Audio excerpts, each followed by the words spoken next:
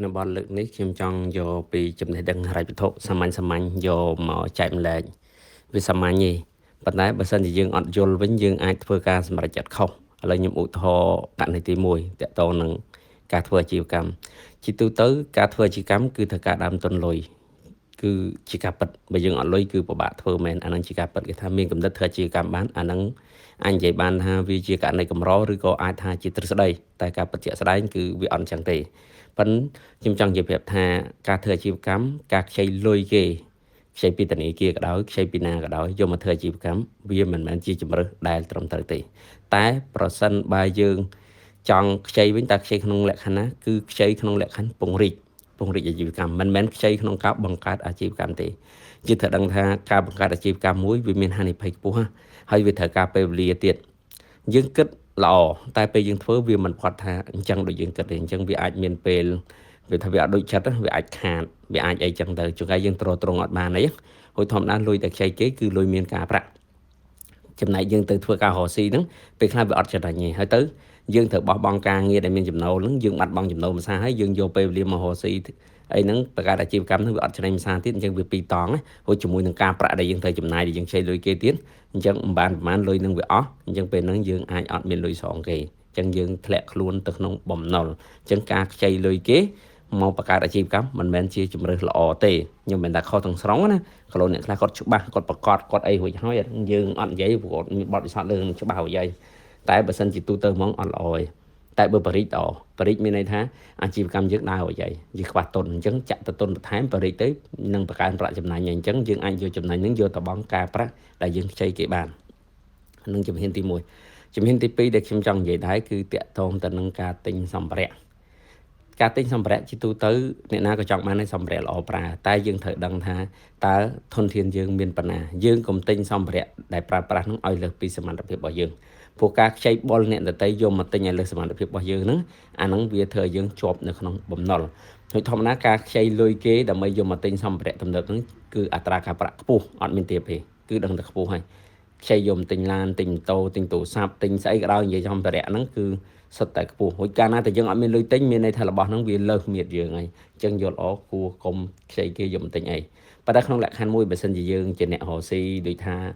គ្រឿងចាក់អីចឹងទៅឬក៏យើងអ្នករត់ឡានអីចឹងទៅយើងខ្ចីយកមកទិញដើម្បីបង្កើនតាក់ទងទៅនឹងអាជីវកម្មរកចំណូលបន្ថែមអាហ្នឹងអត់អីយើងមានលទ្ធភាពក្នុងការបង់នោះត្រឡប់ទៅវិញតែបើសិនជាយើងអត់ទេយើងខ្ចីគេយកមកទិញអាហ្នឹងយើងធ្វើបាបខ្លួនឯងហើយព្រោះយើងលងក្នុងបំណុលយើងត្រូវរកលុយហ្នឹងយកមកដោះសងគេវិញហូចអូម៉ាថាចំណូលយើងរបស់យើងវាអត់ច្បាស់លាស់ហើយចឹងមានបញ្ហាណាមួយប្រទាំងមកគឺយើងចប់ហ្មងយើងកន់ខ្លួនធន់ហ្នឹងការប្រាក់ហ្នឹងខ្ពស់ផងហូចអ្វីដែលយើងទិញមកវាអត់មានជួយរកចំណូលយើងហ្នឹងហើយវាជួយឲ្យយើងចំណាយលុយថែមទៀតអាហ្នឹងយើងធ្ងន់លើធ្ងន់មកអាហ្នឹងបញ្ហាខ្លាំងអញ្ចឹងទិញអីបើអាចទិញបានទេយើងមិនបាច់ទិញបងមលួយយើងចង់ទិញសំឲ្យគ្រប់ទៅចាំទិញអាហ្នឹងសម្ភារៈដែលអត់រកចំណូលឲ្យយើងណាចាំសំគ្រប់ទៅចាំទិញយឺតយ៉ាងតិចកុំអីទេកុំឲ្យធ្វើបាបខ្លួនឯងទៅពិបាកដេកអត់លក់ចំណុចទី3ការខ្ចីបំណុលមួយទៅសងបំណុលមួយអត់ជារឿងត្រឹមត្រូវទេការខ្ចីពីមួយទៅមួយធម្មតាតែយើងខ្ចីអត់បានមួយហើយយើងទៅខ្ចីមួយទៀតការប្រាក់ខណៈខ្ពស់ទៅហើយត្រូវចាំថាការប្រាក់ខ្ពស់យើងទៅរកអីយកមកសងគេយើងរកលុយអីយកមកសងគេតន់រកអត់តន់ទេយូរទៅលងទៅហ្មងអញ្ចឹងអត់ត្រូវខ្ចីពីមួយយកទៅសងមួយទេយូរទៅគឺជាប់ខ្លាំងទៅហ្មងអញ្ចឹងបើសិនជាករណីយើងជាប្រាក់គេអត់មានលទ្ធភាពសងទៅធ្វើម៉េចត្រូវរកវិធីសងមិនអ្វីដែលយើងមាននឹងបានលក់សងគេទាំងអស់ហើយចាប់ផ្ដើមឡើងវិញជាមួយនឹងបំណុលទៅទេវាប្រសើរជាងបំណុលការប្រាក់កាន់ខ្ពស់ទ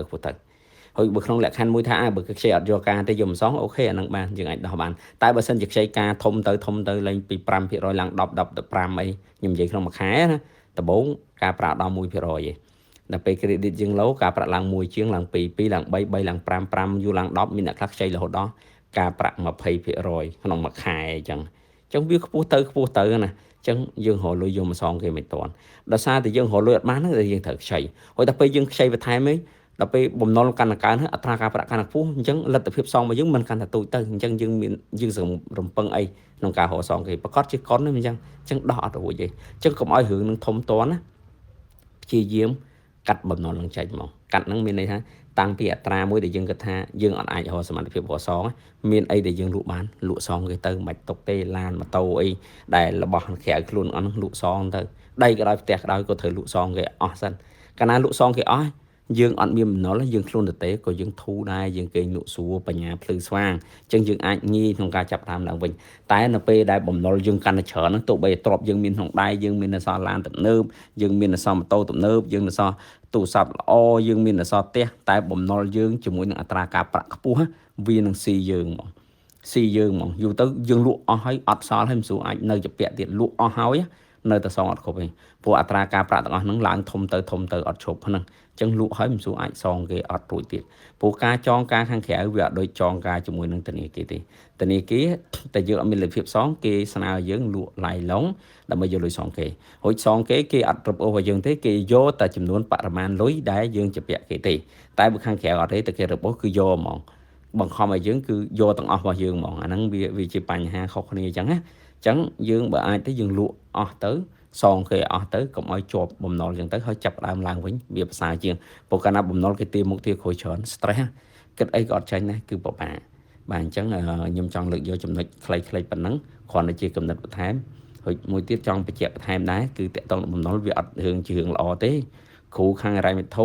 ខ្លះគេនិយាយថាបំណុលបង្កើតទ្រព្យប៉ុនគ្រូមួយចំនួនដែលធ្លាប់មានបញ្ហាលើបំណុលហ្នឹងមិនលើកទឹកចិត្តឲ្យយើងបង្កើនបំណុលទេលើកទឹកចិត្តឲ្យយើងបន្ថយបំណុលបើអាចកាត់បន្ថយបានប៉ុណ្ណាតិចកាន់តែតិចគឺកាន់តែប្រសើរព្រោះយើងវាអត់ទៀងចុះការយើងធ្វើទៅការងារក៏មិនទៀងចុះការធ្វើយើងមានបញ្ហាណាមួយធ្វើយើងបាត់ចំណូលរកស៊ីក៏ទៀងដែរសេដ្ឋកិច្ចមានការប្រែប្រួលបាត់ចំណូលពោកអញ្ចឹងបំណុលនឹងស៊ីយើងមកបំណុលភ្ជាប់ជាមួយនឹងការប្រាក់តែយើងរកចំណូលអត់បាន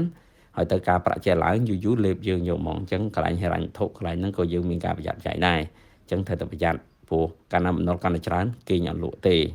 បាទអញ្ចឹងសង្ឃឹមថាគំនិតដែលជាចំណេះដឹងទាំងអស់ហ្នឹងអាចជួយ